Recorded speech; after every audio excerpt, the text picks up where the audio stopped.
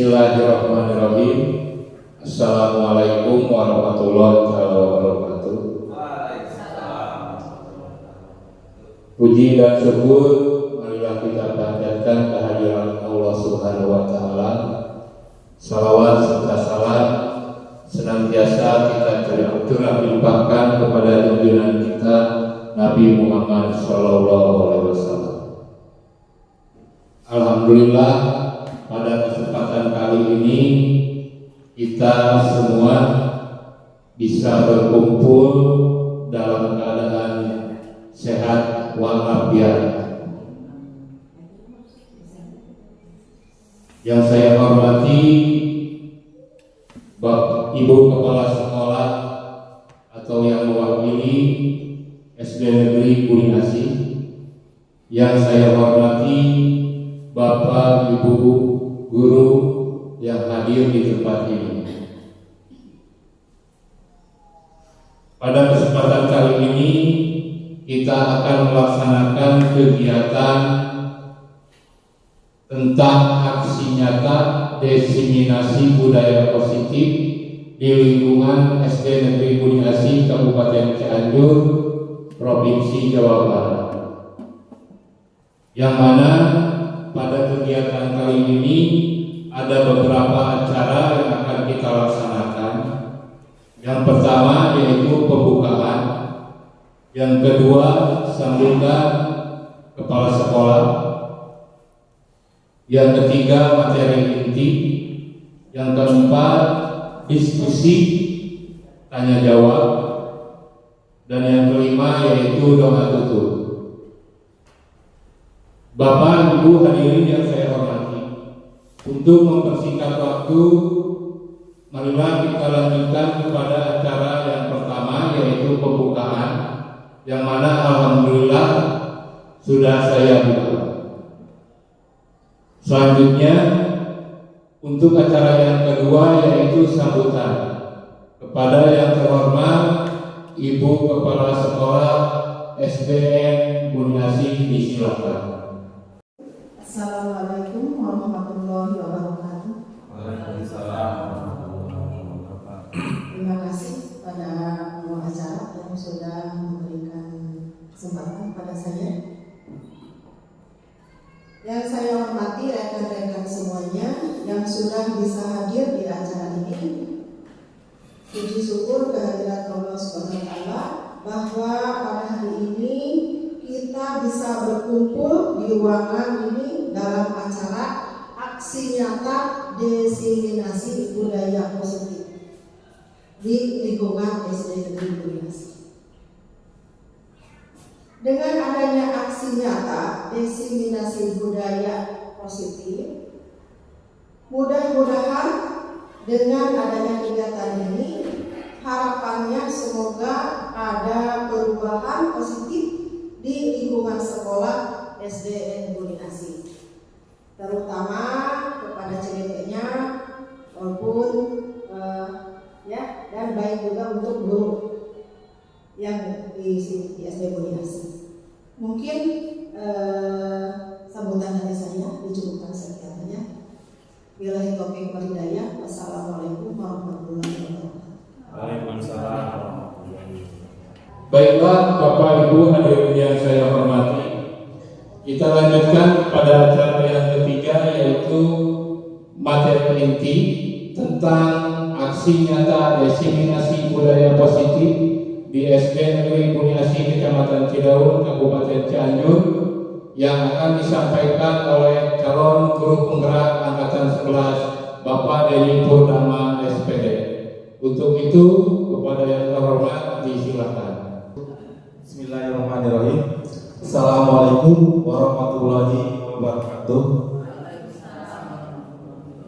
Yang saya hormati Ibu Kepala Sekolah atau yang mewakili, yang saya hormati Bapak Ibu guru SD Buni Asih yang sama-sama hadir pada kesempatan ini untuk mengikuti kegiatan yang kedua kalinya mungkin di SD Buni Asih, yaitu untuk sekarang yaitu acaranya aksi nyata diseminasi budaya positif di SDN Boniasi.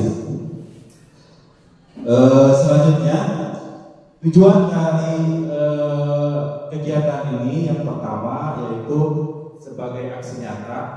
Ini merupakan tugas saya sendiri sebagai calon guru penggerak untuk memberikan sedikit ilmu yang saya dapatkan selama proses saya pendidikan di guru penggerak. Selanjutnya kegiatan ini yaitu untuk melakukan suatu kerjasama karena budaya positif ini pada pelaksanaannya atau implementasinya nanti di sekolah tidak mungkin budaya positif itu dilaksanakan hanya satu orang saja.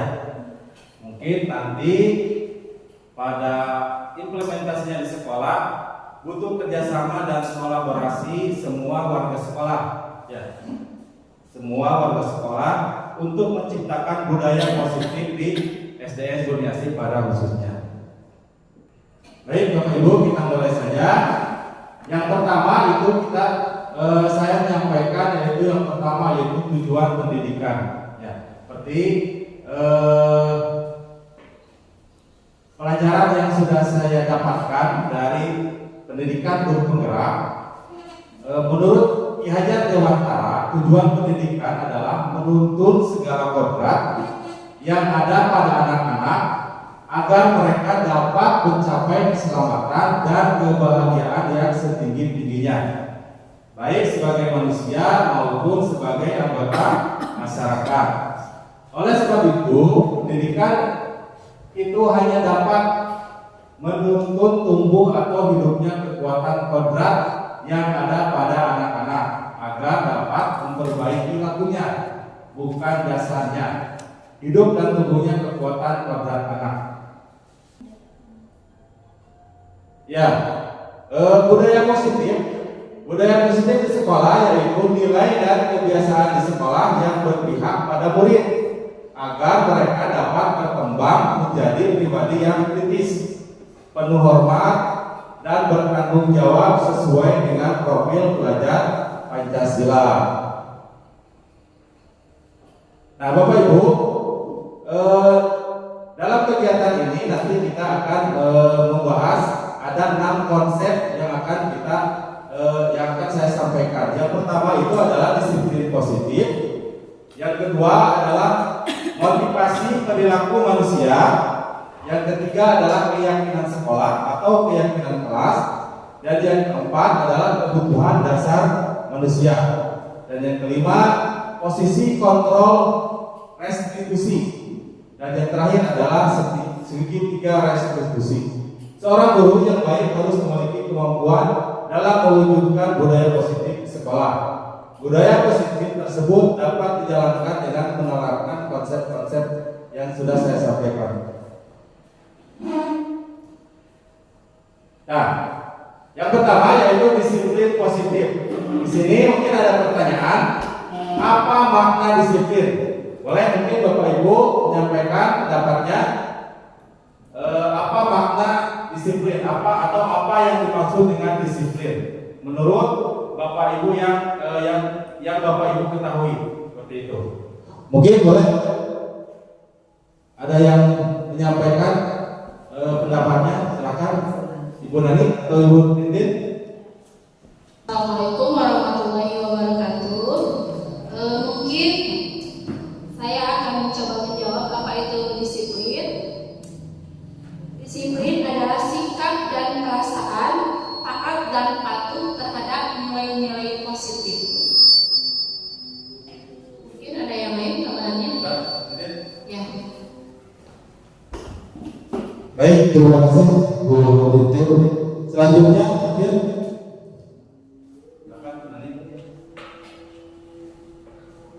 Assalamualaikum warahmatullahi wabarakatuh. Baiklah, kami akan menjawab sedikit apa makna disiplin, yaitu sikap taat dan patuh sebagai kemampuan berperilaku yang melibatkan kepatuhan terhadap peraturan dan standar. Itu mungkin. Assalamualaikum warahmatullahi wabarakatuh. Baik, terima kasih Ibu Tintin Lestari dan Ibu Nadia Musik yang sudah menyampaikan makna dari kata disiplin. Disiplin itu berasal dari bahasa Latin, yaitu disiplina yang artinya belajar. Makna asal dari kata ini berkonotasi dengan disiplin diri dari murid-murid Sokrates dan Plato. Disiplin diri membuat orang menggali potensinya menuju sebuah tujuan yang dia hargai. Namun dalam budaya kita, makna kata disiplin telah berubah menjadi suatu yang dilakukan seseorang kepada orang lain untuk mendapatkan kepatuhan. Kecenderungan umum adalah menghubungkan kata disiplin dengan ketidaknyamanan, bukan dengan apa yang kita hargai atau pencapaian suatu tujuan mulia.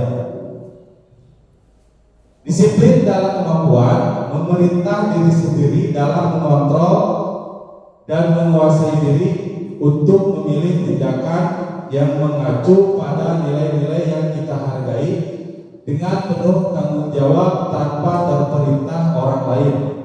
Nilai-nilai yang kita hargai adalah nilai kebajikan, sifat positif manusia yang merupakan tujuan mulia yang ingin dicapai setiap individu, yaitu nilai-nilai dalam profil pelajar Pancasila. Baik. Nah, disiplin positif merupakan suatu cara penerapan disiplin yang mengajarkan anak bertanggung jawab dan menumbuhkan kesadaran diri berdasarkan nilai-nilai kebajikan. Maksudnya adalah dalam disiplin positif, jadi seorang anak itu mempunyai kesadaran diri. Kesadaran diri maksudnya adalah nilai-nilai kebajikan yang tumbuh dari dirinya sendiri, bukan misalkan begini. Saya analogikan kita sebagai orang dewasa kalau ke jalan raya. Nah, kalau ke jalan raya memakai kendaraan bermotor, pasti peraturannya itu adalah kita harus memakai helm. Ya, betul Bu ya. Kita harus memakai helm. Nah, kita sebagai pengendara motor memakai helm itu alasannya apa? Keselamatan. Supaya apa? Selamat. Takut sama polisi atau karena alasan keselamatan? Keselamatan. Nah, alasan keselamatan. Nah, yang dimaksud dengan nilai kebajikannya itu adalah untuk keselamatan. Terus kita misalkan kalau kemarin tahun-tahun kemarin kita sedang dilanda COVID misalkan. Terus ada peraturan yang kita diwajibkan memakai masker. Nah, alasan memakai masker itu apa? Untuk apa? Alasannya itu adalah kesehatan. Jadi nilai kebajikannya itu adalah kesehatan. Nah, begitupun kita di sekolah, di peserta didik. Bagaimana budaya positif ini atau disiplin positif ini menumbuhkan disiplin dalam diri anak-anak kita itu, yaitu kesadaran dari diri sendirinya, bukan karena takut hukuman maupun karena imbalan. Karena misalkan anak didik kita itu dia membersihkan kelasnya itu karena takut dihukum oleh guru, atau kalau membersihkan kelas mungkin akan diberi hadiah oleh guru, tapi dia itu mau membersihkan kelas itu harus karena itu adalah sebuah tanggung jawab, kesadaran diri. Jangan karena takut dihukum, jangan karena ada imbalan. Nah, itu yang dimaksud dengan bertanggung jawab. Jadi mengajarkan anak bertanggung jawab dan menumbuhkan kesadaran diri berdasarkan nilai-nilai kebajikan. Nilai-nilai kebajikan itu banyak, ya. Contohnya tadi keselamatan, tanggung jawab, apalagi kesehatan seperti itu ya. Selanjutnya, disiplin positif lebih ke arah disiplin yang dapat mengontrol diri dalam melakukan segala hal.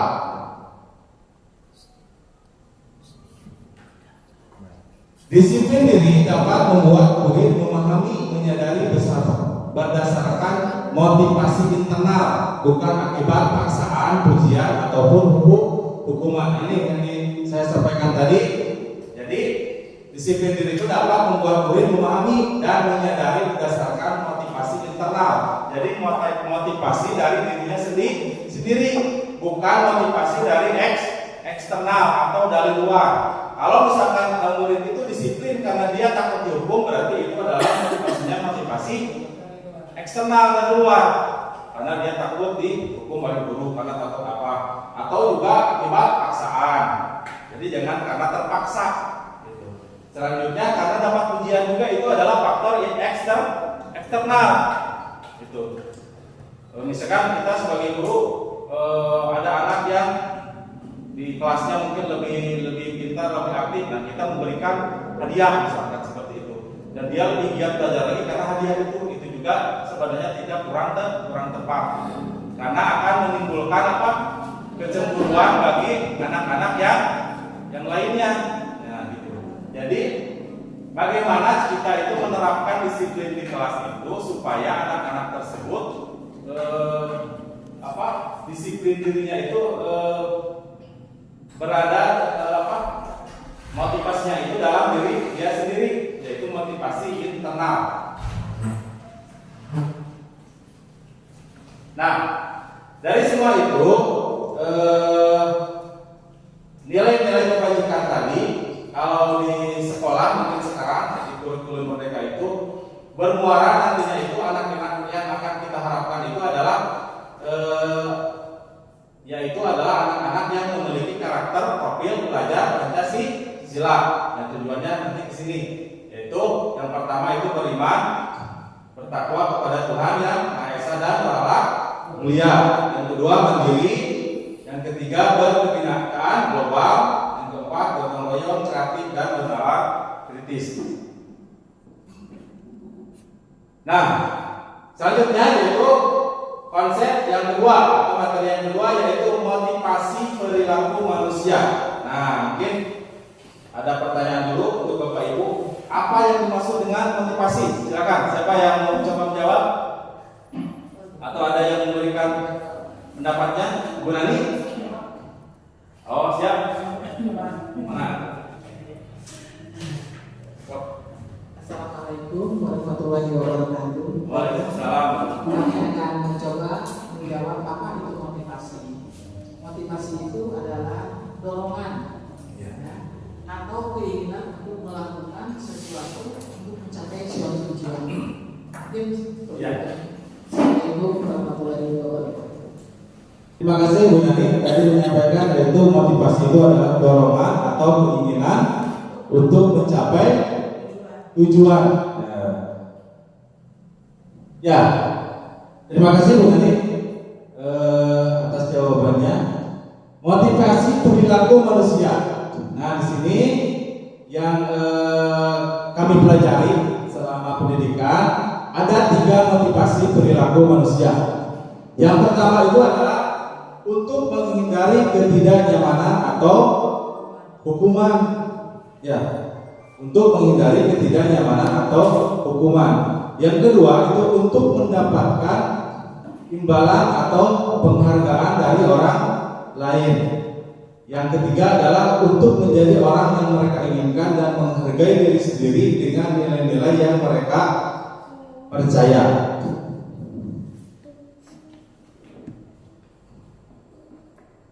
Ya, di sini ada studi kasus. Nanti kita akan bedakan mana yang sebagai hukuman atau yang mana itu sebagai sanksi atau konsekuensi. Nanti kita bisa membedakannya. Ya, yang ini hukuman, yang ini konsekuensi. Kalau di sekolah kita kan biasa ada bahasa menghukum murid, itu tidak boleh. Ya, kalau konsekuensi mungkin lebih baik daripada hukuman, karena kalau konsekuensi itu ada hubungannya dengan apa yang dia lakukan, tapi bukan menghukum, seperti menghukum tapi tidak menghukum, karena konsekuensi itu tetap akan berguna untuk dirinya, untuk murid kita. Di sini ada studi kasus IPA kurang menguasai pelajaran matematika, sehingga pada saat pelajaran tersebut berlangsung dia lebih banyak berdiam diri atau menggambar di buku pelajarannya. Ya. Pada saat guru matematikanya, Pak Seno menanyakan pertanyaan IPA menjadi gugup dan sengaja menjatuhkan tasnya dari kursi serta tiba-tiba menjadi gagap pada saat berupaya menjawab. Seluruh kelas pun tertawa melihat perilaku IPA yang bicara tergagap dan terkejut tersebut. Pak Seno pada saat itu membiarkan teman-teman IPA menertawakan IPA yang tergagap dan malu luar biasa. Dan malahan minta IPA untuk maju ke depan dan berdiri di depan kelas menunjuk hidungnya karena tidak bisa menjawab pertanyaan Seno. Pertanyaan Pak Seno. Kelas makin gaduh dan anak-anak pun tertawa melihat IPA di depan kelas memegang ujung hidungnya. Ya. Dari studi kasus ini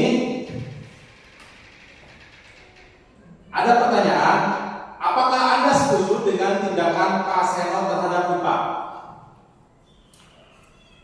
Ada yang berpendapat? Menjawab?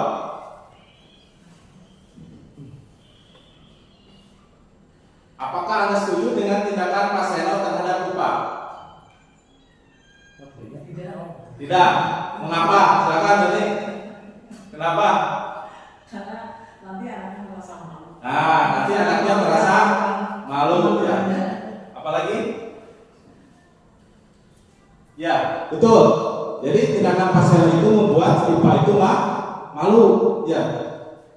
Yang kedua, menurut Anda tindakan Pak Seno terhadap IPA adalah sebuah hukuman atau konsekuensi? Hukuman ya, hukuman. Betul.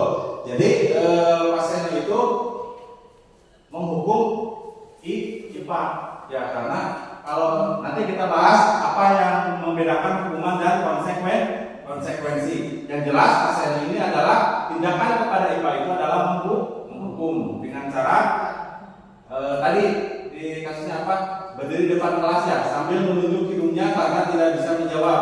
Dan dampaknya kepada IPA yaitu menjadi malu. Nah ini, misalkan saya kasih contoh dulu ya. Misalkan ada seorang anak yang terlambat. Nah, seorang anak yang terlambat, ada dua tindakan yang kita perbuat. Yang pertama itu anaknya disuruh keluar lagi, misalkan. Kamu terlambat, keluar lagi, misalkan keluar, tidak boleh belajar. Nah itu hukuman atau konsekuensi, Bu? Hukuman. Terus yang kedua tindakannya, ada anak terlambat, lalu kita beri konsekuensi.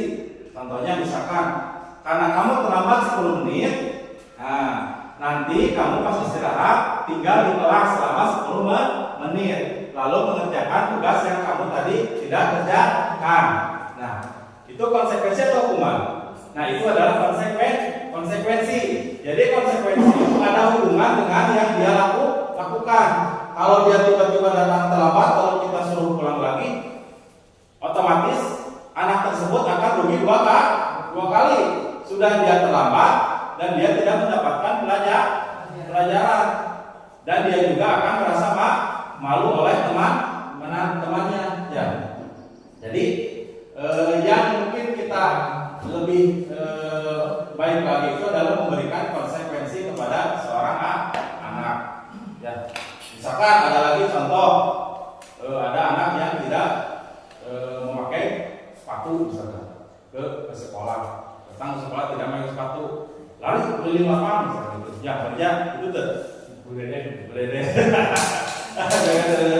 lari keliling lapangan 5 kali misalkan itu. Nah itu adalah sebuah hukuman gitu ya.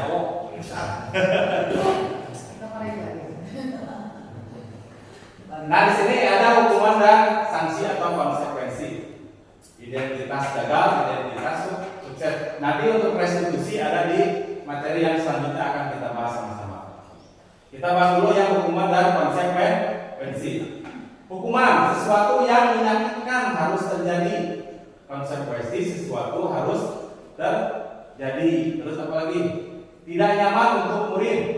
Jadi untuk jangka waktu panjang. Nah, karena tadi itu karena dia tidak enak dengan guru, merasa tertekan, merasa malu, apapun itu ya. Nah, tidak nyaman untuk murid anak untuk jangka waktu pendek. Nah, kalau konsekuensi itu jangkanya lebih jangka waktu pendek. Korban mendapatkan keadilan. Korban mendapatkan keadilan. Korban bisa diabaikan. Seperti murid akan tersakiti. Nah, tadi kalau hukuman itu murid akan tersakiti. Murid dibuat tidak nyaman. Terus perilaku pasif agresif meningkat. Untuk konsekuensinya, penguatan hanya bertahan dalam jangka waktu pendek. Terus sistem tidak akan berjalan bila murid tidak takut. Biasanya gitu, kalau hukuman itu membuat seorang murid itu takut. Jadi misalkan kita berpikiran sebagai guru, lamun murid dihukum, kalau murid tidak dihukum, maka murid tidak akan menurut. Nah, jadi tidak seperti itu. Konsekuensi memerlukan monitoring dan supervisi terus-menerus dari guru. Selanjutnya, hukuman berlaku hanya pada sebuah institusi, tidak berlanjut pada kehidupannya nyata. Konsekuensi membantu penerapan mengikuti peraturan dalam masyarakat. Hukuman peraturannya adalah kamu harus. Nah, jadi kalau peraturan itu kamu harus, makanya kalau nanti dibahas di keyakinan kelas, nanti kita bisa bedakan antara peraturan kelas dengan keyakinan kelas, nanti berbeda. Konsekuensi apa peraturannya? Mampukah kamu melakukannya? Terima kasih. Murid anak atau anak membenci peraturan, itu hukuman. Murid atau anak menghormati peraturan. Ya. Nah, ini ada nilai negatif, netral, dan positif. Jadi konsekuensi itu berada, tindakan kita itu adalah berada di tengah-tengah. Nanti yang terbaik itu adalah, yang positif itu adalah restitusi. Nanti kita bahas di materi yang selanjutnya. Di negatif ada kata awas, kalau dilakukan lagi ya nanti awas kamu, seperti itu. Terus yang netral, lakukan apa yang saya katakan. Jadi lebih diperhalus lagi mungkin kalau konsekuensi. Ada model paksaan, stimulus respon, mendorong menyalahkan diri, dan konsekuensi mendorong kepatuhan. Konsep diri buruk, konsep diri baik. Nah, ini dampak para murid marah, merasa bersalah, rendah diri, dan mengasingkan diri. Nah, dengan hukuman itu dampak pada anak itu seperti itu. Ya. Kalau konsekuensi kehilangan hak, waktu jeda seorang diri, time out, dan penahanan. Tadi seperti yang sudah disampaikan, contoh tadi seperti anak yang terlambat. Jadi beda kalau anaknya. Jadi anak itu tidak dirugikan sebenarnya. Anak itu tidak dirugikan sepenuhnya. Kalau dihukum beda. Jadi kata tadi seperti tadi, kalau anak terlambat, sudah dia terlambat, malu dengan teman-temannya, dia juga tidak mendapatkan pelajaran. Ya, karena tadi disuruh keluar lagi karena terlambat. Tapi kalau anak tersebut disuruh masuk, tapi waktu istirahatnya itu ya gitu. Jadi kan yang lain sudah istirahat, dia tinggal di kelas 10 menit, karena terlambat 10 menit, dan dia mengerjakan tugasnya. Itu juga mungkin membuat dia jengkel, tapi sebenarnya dia tidak dirugikan. Ya. Terus tiba-tiba tidak diharapkan atau sangat melukai, sudah diketahui masuk akal. Terus dibuat oleh guru dan murid anak. Nah, selanjutnya itu adalah keyakinan kelas atau keyakinan sekolah. Keyakinan kelas adalah nilai-nilai kebajikan atau prinsip-prinsip universal yang disepakati bersama secara universal, lepas dari perbedaan agama, suku, negara, dan bahasa. Menurut Kosen, suatu keyakinan adalah satu keyakinan akan lebih memotivasi seorang diri dalam intistik. Nah, itu kesadaran diri. seseorang akan lebih bersemangat untuk menjalankan keyakinan daripada sekedar mengikuti peraturan. Guru berperan dalam mewujudkan terbentuknya keyakinan sekolah atau kelas dengan adanya kesepakatan antara guru dan murid. Nah ini peraturan kelas dengan keyakinan kelas itu ada perbedaan. Kalau peraturan kelas, atau mungkin ada yang menjawab peraturan kelas dengan keyakinan kelas apa? Peraturan kelas itu aturan ya. Aturan. Kalau Keyakinan kelasnya suatu apa ya? Nah, baik. Jadi peraturan kelas itu biasanya kalau peraturan itu atau peraturan sekolah itu biasanya ditentukan oleh satu pihak. Kalau peraturan kelas oleh guru, kalau peraturan sekolah oleh kepala sekolah misalkan, atau oleh warga sekolah. Jadi peraturan itu sudah ada, misalkan dilarang membuang sampah, dilarang memakai sandal kalau di kelas, dilarang apa? Jadi kata-katanya seperti itu. Itu adalah peraturan. Dan kalau keyakinan kelas itu bedanya dengan peraturan kelas adalah kalau keyakinan kelas itu disepakati, ada kesepakatan antara guru dan siswa. Dari peraturan kelas itu nanti dirubah menjadi keyakinan kelas. Misalkan tadi contoh. Nah ini keyakinan kelas. Misalkan tadi kalau peraturan itu dilarang membuang sampah. Nanti kalau keyakinan di kelas itu disepakati oleh murid dan keyakinan kelas itu kata-katanya itu berubah dari kata negatif menjadi kata yang lebih positif. Seperti contoh bekerja sama menjaga kebersihan kelas. Nah, itu kan itu disepakati oleh guru dan anak-anak. Ya.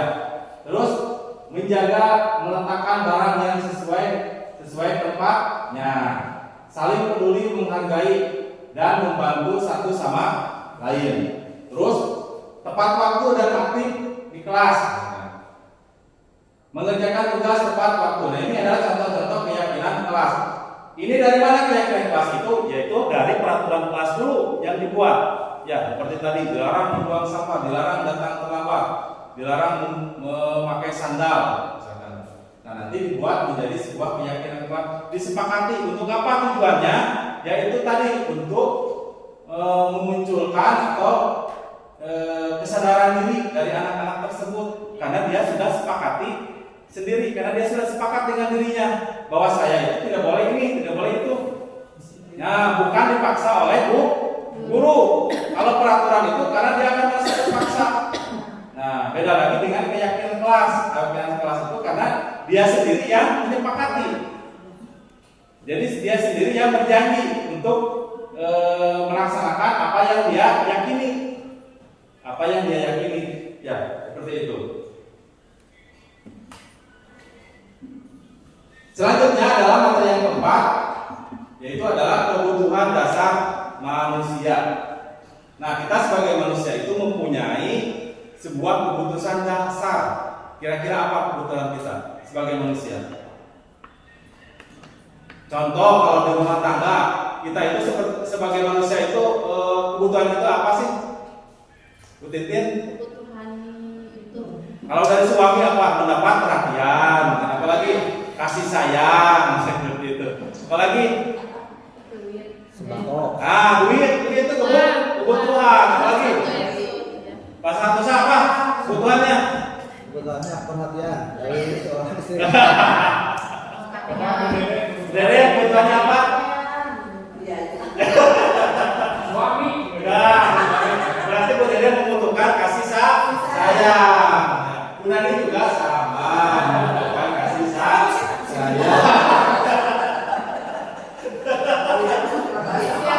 Kebetulan diremehkan.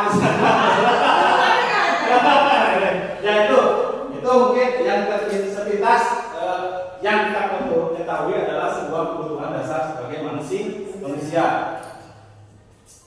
Nah, kebutuhan dasar manusia. Pernyataan: ketika seorang murid melakukan suatu perbuatan yang bertentangan dengan nilai-nilai kebajikan atau melanggar peraturan, hal itu sebenarnya mereka gagal memenuhi kebutuhan dasar manusia. Misalkan begini, ada anak yang melakukan pelanggaran. Ada anak yang melakukan pelanggaran. Dia itu mesti tiap hari itu terlambat sekolahnya. Tiap hari terlambat sekolah. Terus kita sebagai guru, tindakan kita sebagai guru tanpa berpikir panjang, menghukum dia, memarahi dia tanpa kita tahu apa yang sedang terjadi pada dirinya. Kita tidak belum mengetahui, mungkin di rumahnya ada masalah, mungkin di rumahnya seperti apa ya. Kenapa dia terlambat datang ke sekolah? Nah, kita harus menelusuri dulu sebenarnya. Jangan ujuk-ujuk anak berbuat kesalahan kita langsung memarahinya. Nah, ini adalah kebutuhan dasar manusia itu adalah bertahan hidup. Yang kedua adalah kasih sayang dan rasa diterima. Yang ketiga adalah penguasaan, kebebasan dan kesenangan. Nah, kita akan analisis dari sebuah studi kasus. Nah, di sini ada seorang guru, namanya adalah Ibu Tintin, guru wali kelas 2. Nanti kita telah kita analisis bagaimana tindakan Bu Tintin ini nanti ya. Sedang bingung menghadapi kelas salah satu murid di kelasnya, si Tommy. Beberapa anak telah menemukan Tommy yang seringkali meminta bekal makan siang mereka dengan paksa. Jadi si Tommy ini kalau sedang makan bersama itu, si Tommy itu suka berebut makanan yang temannya. Ya. Jika Anda menghadapi situasi seperti Ibu Tintin, apa yang akan Anda lakukan menurut Anda? Kira-kira apa alasan Tommy melakukan hal itu? Apa coba, Bapak Ibu? Jadi si Tommy itu kalau makan siang kan bareng-bareng makan. Si Tommy itu tiap hari itu suka merebut makanan yang temannya. Terus karena kita ketahui perbuatan Tommy, kira-kira apa yang akan Anda lakukan menurut Anda? Beri saran. Beri saran berarti memanggil dulu si Tommy. Ya. Panggil dulu terus Diberi saran, diberi masukan. beri masukan. Supaya jangan begitu terhadap Ya. Itu tidak baik. Udah baik. Terus apa lagi? Bu Ulis? Mungkin dikasih oleh kita Atau mungkin dia tidak bawa bekal. Ya, betul ya. Betul. Nah, jadi kita itu harus tahu dulu. Harus tahu dulu kira-kira alasan Tommy melakukan itu apa. Nah, di sini yang kita tadi bahas. Jadi kita harus tahu dulu kebutuhan dasar dia itu sudah terpenuhi atau tidak. Ya, sama dengan kita juga orang dewasa. Misalkan kalau Ibu Tintin, misalkan di rumah tidak di kasih sayangnya kurang, misalnya seperti itu, pasti akan uringan, gitu kan seperti itu. Terus misalkan uang gajinya kurang, gitu kan sepertinya. Makan, seperti apa? Nah, itu juga harus kita telusuri dulu. Kenapa Bu Tintin makan kita ke sekolahnya? Pasti ada kebutuhan dasar yang dia tidak penuhi, makanya dia terbawa ke sekolah. Makan ke sekolah dengan berapa? Ini status kalau wae.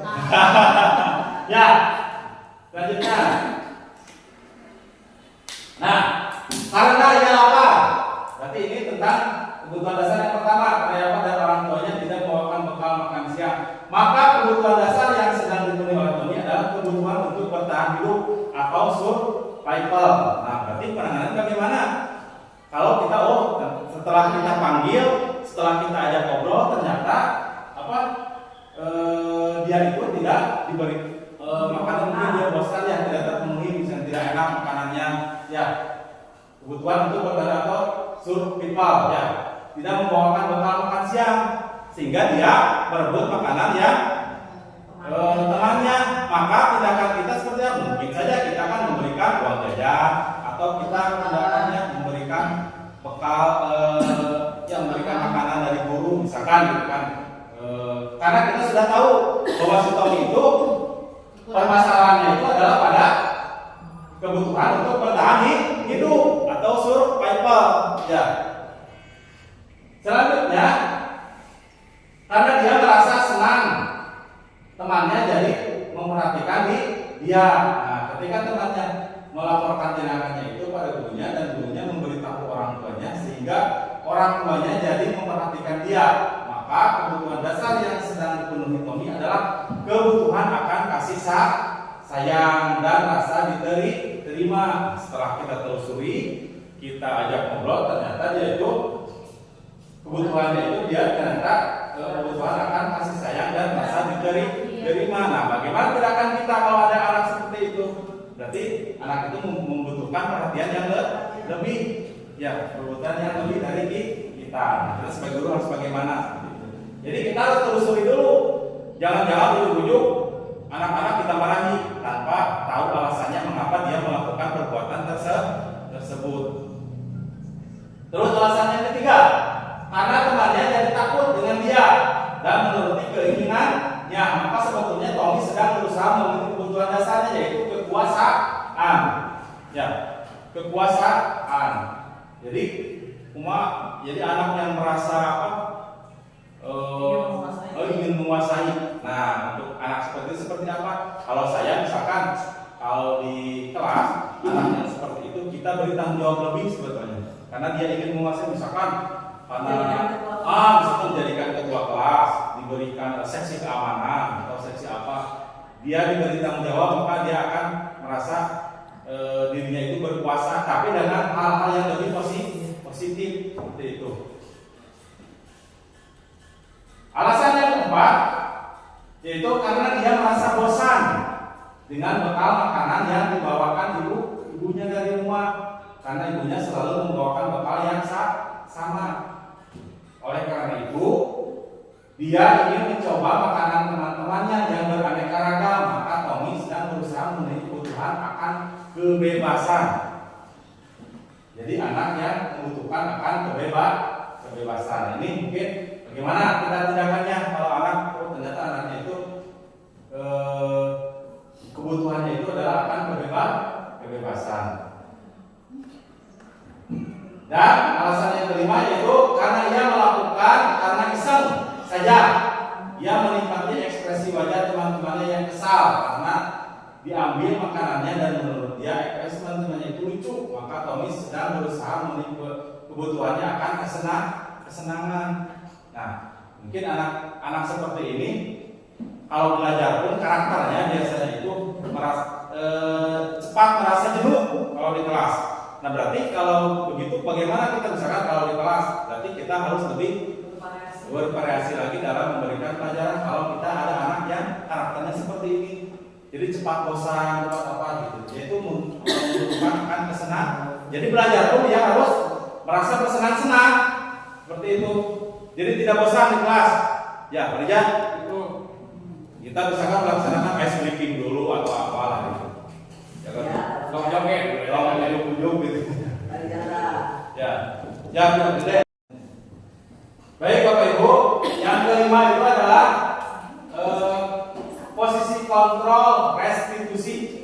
Apa itu 5 posisi kontrol restitusi? Nah, kita sebagai guru itu ada yang sebagai pemukul, guru pembuat sebagai rasa bersalah, guru sebagai teman, guru sebagai pemantau, dan guru sebagai manajer. Nah, di sini ada video tentang 5 posisi kontrol dan studi kasusnya. Nanti kita akan simak bersama-sama seperti apa itu 5 posisi kontrol restitusi.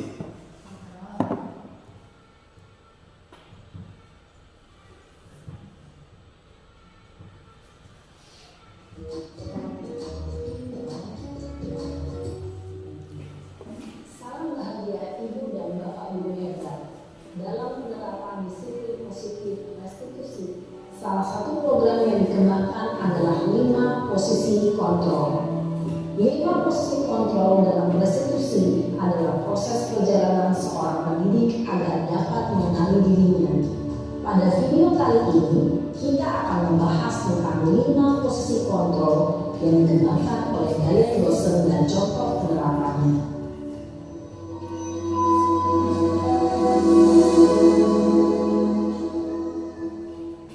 5 posisi kontrol itu adalah 1. Posisi penghukum, 2. Posisi pembuat merasa bersalah, 3. Posisi teman, 4. Posisi pemantau atau monitor, dan 5. Posisi manajer.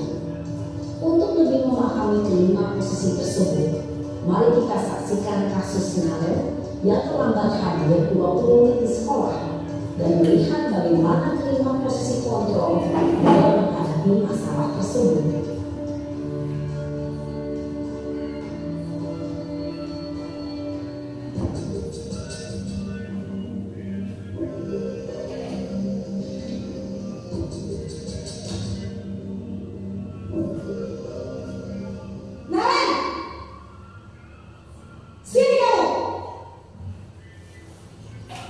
Selamat pagi, Bu. Selalu terlambat. Kamu deh, pasti terlambat. Ayo, rutin. Saya Apa? Apa coba? Alasan kamu apa lagi? Kapan sih kamu tidak terlambat? Malas sekali ya kamu jadi anak. saya Biasa pemalas. Yang kapok-kapok sih kamu. Sudah berapa kali terlambat? Sana, kamu keliling lapangan basket 2 kali. kenapa saya harus keliling lapangan basket, Bu? Kenapa? Kamu tolak ibu. Berani-beraninya jawab. Sudah terlambat, masih berani jawab pula. Sekarang, keliling lapangan basket 5 kali sekalian. Biar kamu. Cepat. Pergi sana ke lapangan basket. Posisi penghukum biasanya berbicara dengan nada tinggi, menghardik, menunjuk-nunjuk, menyakiti, dan menyindir. Hukuman bisa berupa fisik maupun psikis. Ibu dan bapak guru hebat. Dampak yang terjadi pada murid ketika guru berada pada posisi penghukum adalah murid cenderung akan memberontak, bahkan menyimpan dendam.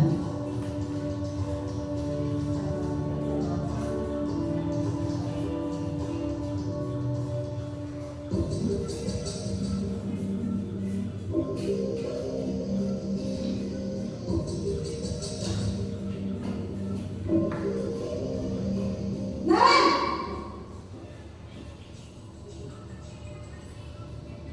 Selamat pagi, Bu. Naren. Kamu kenapa terlambat lagi, nak?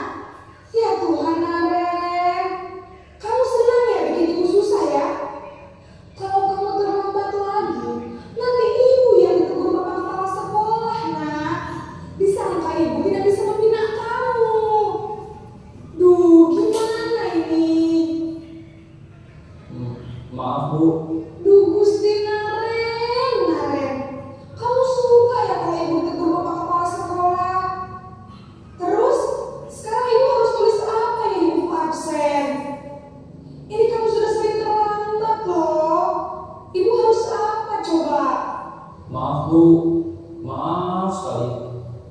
Ya sudah, lain kali jangan bikin ibu susah lagi ya nak ya. Ibu tidak akan kuat lagi kalau kamu begini terus.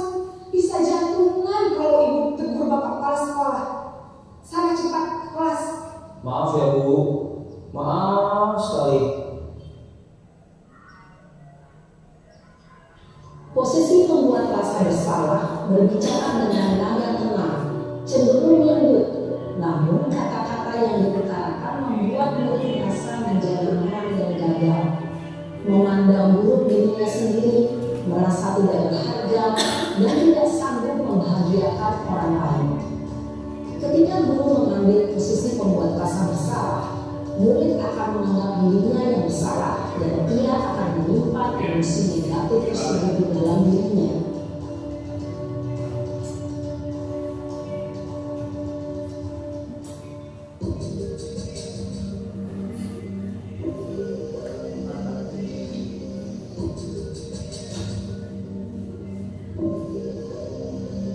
Naren!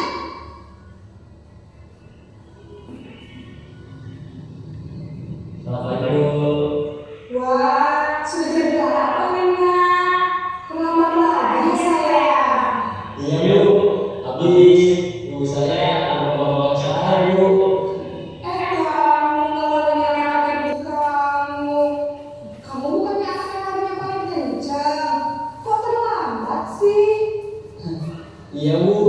Saya memang banget malu tadi.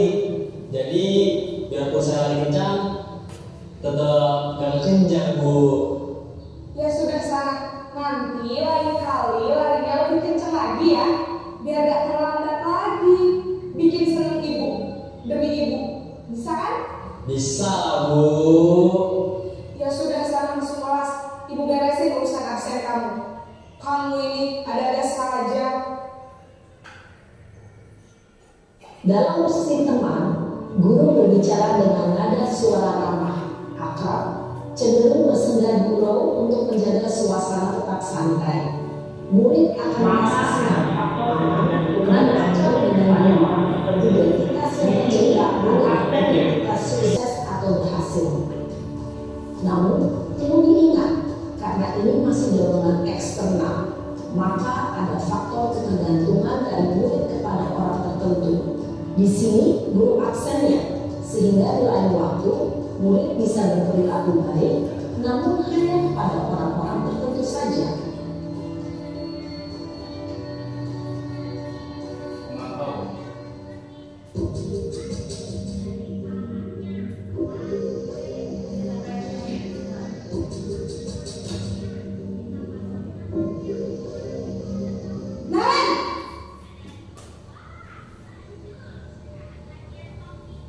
Selamat pagi Bu.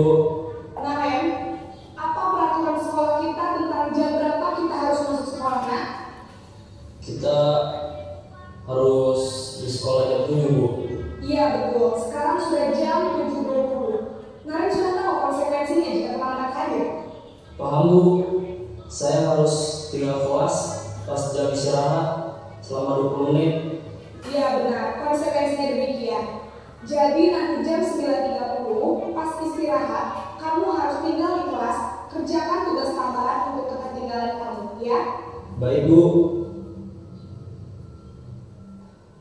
Posisi pemantau mengandalkan penghitungan atau data untuk mengontrol murid. Guru mengarahkan murid berdasarkan peraturan dan konsekuensi. Seorang pemantau menunjukkan bahasa tubuh dan ekspresi wajah yang datar dan cenderung formal.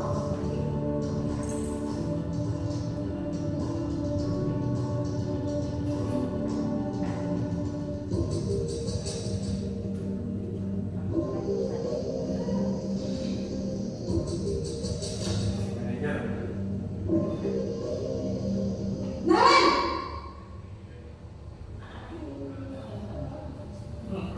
Selamat pagi Bu. Selamat pagi Naren. Maaf Bu, saya terlambat. Iya, sekolah masuknya jam 7, sekarang sudah jam 7.20. Jadi sekarang bagaimana ya Naren? Maaf Bu, saya lupa sarapan saya semalam. Baiklah, menurut kamu, keyakinan sekolah yang mana yang perlu kamu tingkatkan? Menghargai diri sendiri dan orang lain mungkin ya Bu. Setuju. Jadi, apakah Naren meyakini prinsip saling menghormati tersebut? Iya Bu, saya meyakininya. Apakah Naren bersedia memperbaiki masalah keterlambatan ini? Bersedia Bu. Bagaimana kamu akan perbaiki masalah keterlambatan ini? Saya akan coba untuk tidak lupa menyetel alarm saya Bu. Baik, kalau Naren lupa menyetel alarm di rumah, ada orang yang kira-kira bisa bantu mengingatkan tidak? Ada Bu, kakak saya, Kak Emma. Ada lagi selain Kak Emma? Selain Kak Emma, ada ibu saya. Baik, jadi yang ada kamu ya. Kira-kira akan mulai setel alarm kapan ya Naren? Setelah pulang sekolah, akan segera saya lakukan. Baik, jadi Naren akan setel alarm untuk bangun besok pagi dan akan diingatkan oleh kakak dan ibunda Naren ya. Ada lagi yang mungkin perlu dilakukan Naren agar tidak terlambat bangun lagi. Tidak ada Bu. Baik Naren, terima kasih untuk kerjasama kamu. Sekarang kamu perlu kembali ke kelas untuk belajar. Baik Bu, terima kasih. Posisi manajer adalah posisi kontrol yang disarankan untuk membimbing murid memiliki sikap disiplin yang positif, yaitu murid yang mandiri, bertanggung jawab, dan dapat memecahkan masalah. Tujuan dari posisi ini adalah agar murid dapat berefleksi atas tindakannya, guru akan dengan tulus memberikan pertanyaan-pertanyaan bermakna sehingga membuat murid dapat belajar dari kesalahannya dan mencari sebuah solusi untuk menyelesaikannya. Ibu dan bapak guru hebat, setelah mengamati adegan kelima posisi kontrol tadi, kira-kira posisi mana yang paling ideal? Posisi mana yang dapat menunjang motivasi intrinsik murid? Ya, tentu posisi manajer. Posisi ini memang posisi ideal dan ingin dituju setiap pendidik. Pada posisi inilah, guru dapat menerapkan disiplin positif yang berpihak pada murid, yang memerdekakan murid. Perjalanan seorang pendidik tentunya tidak mudah untuk sampai pada posisi seorang manajer. Namun, tujuan kita pasti, yaitu menciptakan murid-murid yang mandiri, merdeka, dan bertanggung jawab. Semoga penggambaran 5 posisi kontrol yang telah diperlihatkan ini dapat menjadi ajang refleksi bagi kita semua, agar dapat terus mengasah dan menerapkan disiplin positif yang memerdekakan murid. Mari terus berlatih dan bersemangat. Selamat menerapkan. Salam dan bahagia Ibu dan Bapak Guru hebat.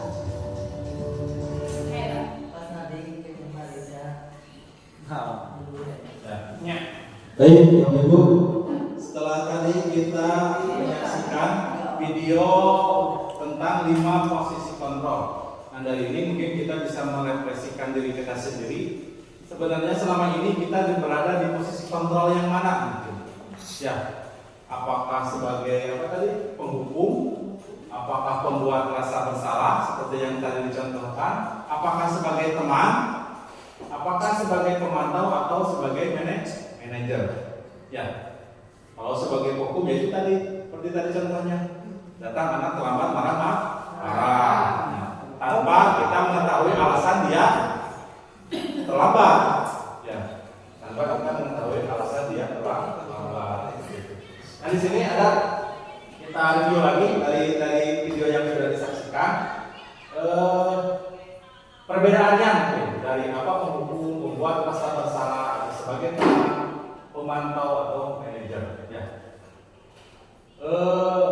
Yang pertama itu penghukum. Nah, penghukum itu menghardik, menunjuk-nunjuk, menyakiti, menyindir, gitu ya. Terus kalau membuat rasa bersalah itu berceramah dan mengatakan seharusnya ibu kecewa seperti itu. Jadi saat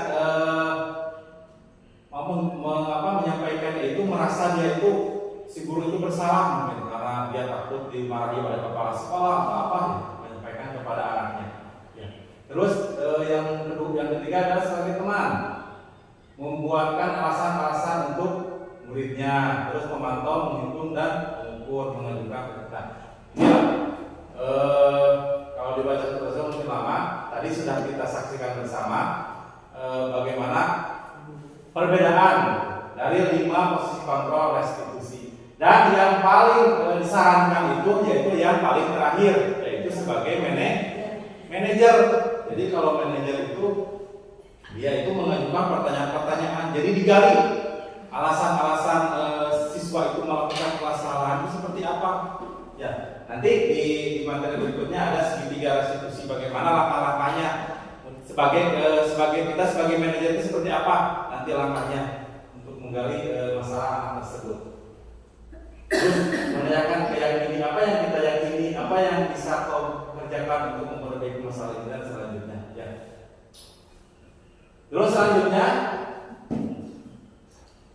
nah di antara yang posisi kontrol tersebut baiknya ya tadi seorang guru menggunakan posisi kontrol sebagai manajer. Sebagai manajer, guru dapat berbuat sesuatu bersama murid, mempersilahkan murid bertanggung jawab dan mendukung murid agar dapat menemukan solusi.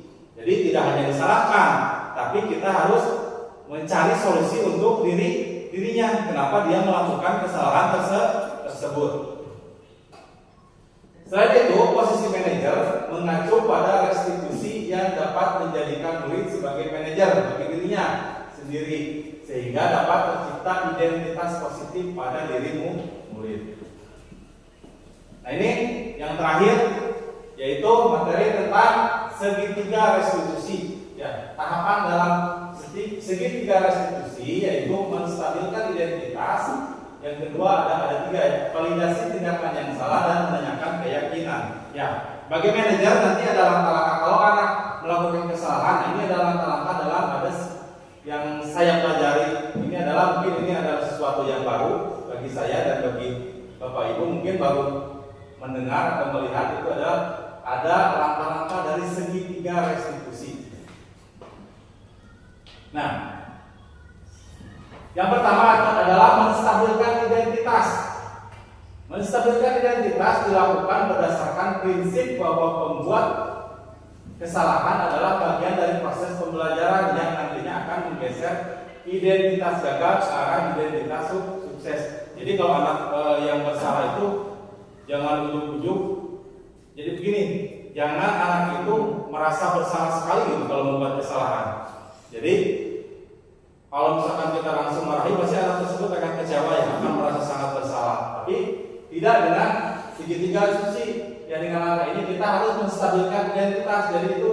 Jadi dia itu bersalah, tapi dengan kita menyampaikan, menanyakan alasan apa, jadi dia sepertinya tidak merasa bersalah sekali dengan kesalahan yang dia lakukan. Nah ini. Seperti ada kata-katanya, pertanyaan-pertanyaan membuat salah itu adalah hal yang manusiawi. Jadi dia tidak langsung menyalahkan, gitu kan? Tidak ada manusia yang sempurna seperti itu. Jadi anaknya tidak merasa bersalah gitu. Walaupun dia bersalah itu dia, ternyata manusia itu emang tidak sempurna. Pasti semua juga mempunyai kesalahan, baik sebagai guru atau sebagai siswa. Jadi anaknya lebih tenang. Gitu. Terus kita pasti bisa menyelesaikan permasalahan ini, itu. Bapak Ibu tidak tertarik untuk mencari tahu siapa yang benar, siapa yang salah. Bapak atau Ibu lebih tertarik untuk menyelesaikan masalah. Jadi tidak menyalahkan, tapi mencari cara atau solusi untuk menyelesaikan masalah tersebut. Jadi menawarkan menyelesaikan masalah kepada anak. Dan selanjutnya adalah kalau kamu menyalahkan dirimu sendiri terus-menerus, apakah kamu bersikap baik pada dirimu sendiri? Ini adalah contoh-contoh pertanyaan saat kita menstabilkan identitas anak yang melakukan kesalahan. Langkah kedua yaitu validasi tindakan yang salah. Nanti kalau anak sudah tenang, kita ajak ngobrol, kan gitu, sudah tenang, sudah hatinya sudah sudah bisa mengungkapkan perasaan dia. Nah, ini baru kita memvalidasi tindakan yang salah. Ya. Validasi tindakan yang salah dilakukan berdasarkan prinsip bahwa setiap perilaku berupaya memenuhi suatu kebutuhan tertentu, sehingga guru atau orang tua akan bergeser pada pemikiran stimulus respon menjadi proaktif serta akan lebih mengenali dan mengakui kebutuhan murid atau anak. Tadi kembali lagi, jadi kita harus mencari jangan hanya menyalahkan, kita harus mencari alasan-alasannya. Tadi dikembalikan lagi kepada 5 dasar kebutuhan manusia. Mungkin dia melakukan kesalahannya itu alasannya apa, ya seperti apa. Nanti divalidasi tindakan yang salah. Yang ketiga adalah, nah ini kasih validasi tindakan yang salah.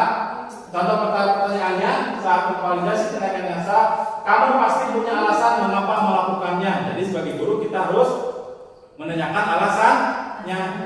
Kalau dia tadi seperti contoh misalkan kalau contoh si Tommy yang tadi berebut makanan, kalau tidak pakai langkah ini pasti kita langsung memarahinya karena dia merebut makanan teman-temannya. Tapi dengan langkah ini kita justru harus tahu dulu alasan dia melakukan itu, melakukan perbuatan itu kenapa. Contoh pertanyaan, kamu pasti punya alasan mengapa melakukannya. Tanya dulu, apa yang penting bagi kamu? Itu kamu boleh tetap berusaha menjaga sikap itu, tapi tambahkan sikap yang lain yang baru.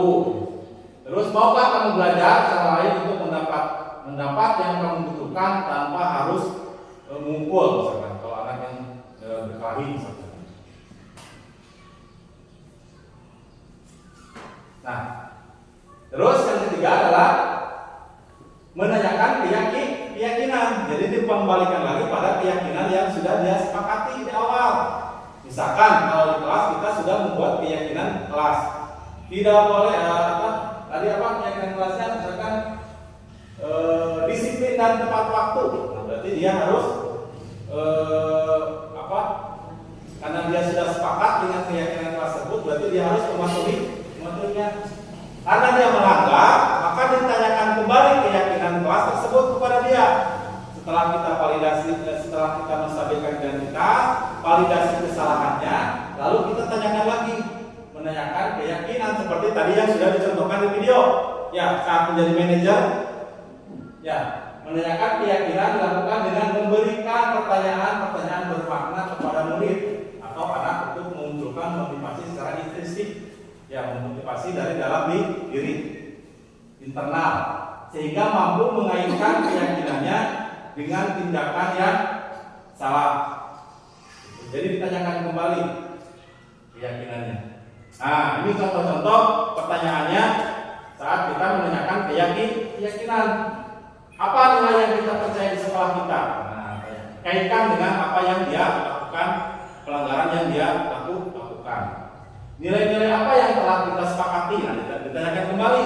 Kita sudah menyepakati keyakinan kelas apa? Ditanyakan kembali.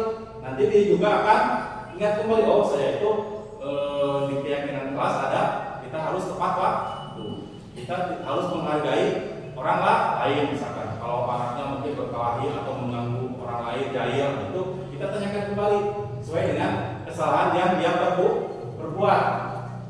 Nah, yang ketiga adalah kelas yang ideal itu seperti apa sih? Nah, contohnya seperti itu. Ya, kamu ingin jadi anak seperti apa? Tanyakan. Nanti dia juga akan menjawab. Yang terakhir adalah apa yang kamu rasakan ketika kamu melakukan itu. Nah, ini adalah langkah-langkah dari segitiga restitusi. Jadi dari 5 posisi kontrol yang tadi dulu itu, dari yang kelima itu yang paling baik diterapkan itu adalah sebagai manajer. Dan sebagai manajer, saat ada terjadi pelanggaran dalam disiplin positif di sekolah terhadap anak, maka kita harus melakukan langkah-langkah dari segitiga restitusi. Jadi beda dengan penghukum, beda dengan selain manajer itu beda. Kalau ini pasti segitiga restitusi itu kita pasti itu sebagai manajer, dulu yang sebagai manajer. Ini adalah hasil nyata yang sudah terbiasa berjalan. Jadi dalam kesempatan ini mungkin saya menyampaikan setelah kita tadi dari awal sampai akhir kita sudah tahu dari 6 konsep tersebut, paling tidak sebagai guru kita jangan terlalu muluk-muluk dulu mungkin dalam menerapkannya, dan tidak mungkin di sekolah kita hanya saya sendiri atau mungkin hanya sebagian yang menerapkan. Kalau tidak sama-sama tentu tidak akan maksimal dalam menerapkan budaya positif di sekolah kita. Jadi tentunya kita harus berkolaborasi. Paling tidak sebagai guru mungkin kita terapkan di kelas masing-masing dulu hal-hal yang paling kecil yang bisa kita terapkan sebagai budaya positif ataupun disiplin positif yang bisa kita laksanakan di kelas. Ya, ini adalah contoh aksi nyata budaya positif yang mungkin bisa menginspirasi, ataupun mungkin Bapak Ibu sebagian juga sudah melaksanakan karena di sekolah kita di Buniasi itu sudah terbiasa mungkin.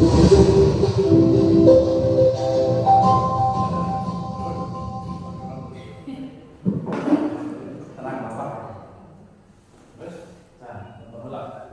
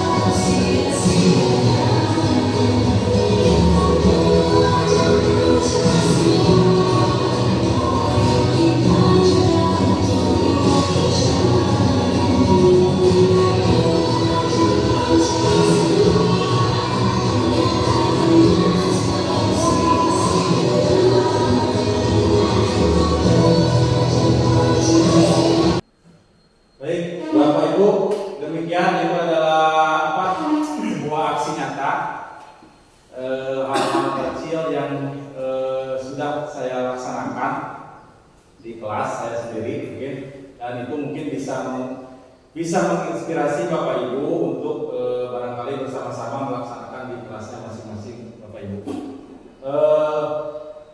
Barangkali apa yang saya sampaikan dari awal sampai akhir sudah saya sampaikan semuanya dalam konsep budaya positif.